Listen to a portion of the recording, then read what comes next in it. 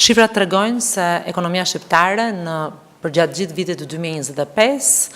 ka treguar një stabilitet makroekonomik, ka treguar që aktiviteti I sektorit privat ka vijuar të rritet dhe që gjithashtu kemi një klimë biznesi e cila nxit investimet. Duke filluar nga prodhimi brendshëm bruto, I cili për tremujorën e tretë, siç e analizuam dhe herën e kaluar, u rrit me 3.75%, një vlerë, një normë rritse e cila është ndjeshëm më e lartë se mesatarja e Bashkimit Evropian, por më e lartë dhe se sa mesatarja e rajonit në cilin neve jetojmë. Kjo është një shifër domethënëse pasi tregon që ekonomia përgjatë gjithë viteve të fundit të periudhës post pandemis ka pasur një stabilitet në rritje dhe është luhatur nga 3.5 deri në 4%, në ndërkohë që po jetojmë në një situatë gjeopolitike e cila ka paqartësira dhe në fakt treguesit kryesor makroekonomik të Europës tregojnë për këtë situatë të paqartë. Një element kyç I stabilitetit makroekonomik janë çmimet, treguesi çmimeve inflacioni përgjatë vitit 2025 është rritur me 2.2%, një normë e cila është brenda kufirit apo targetit prej 3% të Bankës së Shqipërisë, që tregon që çmimet janë rritur në linjë me potencialin që ekonomia shqiptare ka, pra janë rritur në një mënyrë të shëndetshme. Sa I takon inflacionit në vend e BE-s, ka qenë I ngjashëm me inflacionin në vend,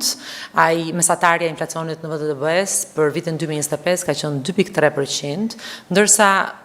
elementi kryesor I cili më së shumti diskutohet dhe të cilin më së shumti ne e kemi në vëmendje në arthimin e politikave tona, inflacioni I çmimeve të ushqimeve,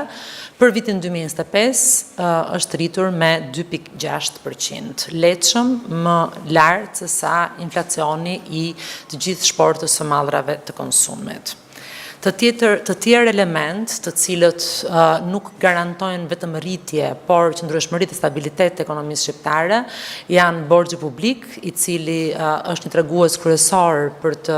të matur stabilitetin fiskal të ekonomisë shqiptare, ka ardhur në reduktim përgjatë gjithë viteve të fundit dhe në tremujorën e tretë të vitit 2025 ishte 53.4%.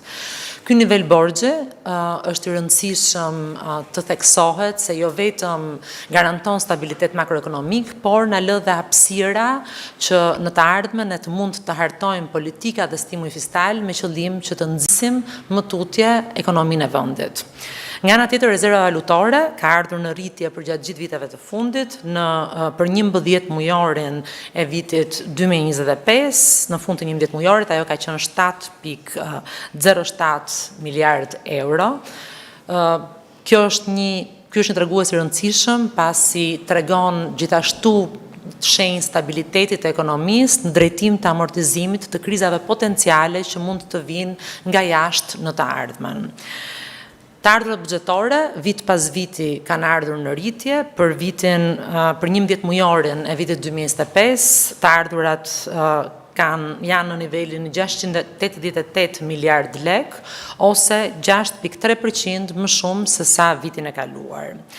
Është rëndësishme të theksohet se ky nivel të ardhurash dhe ky nivel rritje vjen në një kuadër politik ku nuk ka pasur rritje të barazë fiskale, pra tregon që rritja ekonomike është e pasqyruar në rritjen e aktivitetit ekonomik të bizneseve dhe gjithashtu të gjitha përpjekjet e Drejtorisë Përgjithshme të Tatimeve për të ulur informalitetin kanë dhënë rezultatin e tyre. Kjo rritje është më e lartë se sa rritja ekonomike, që do të thotë që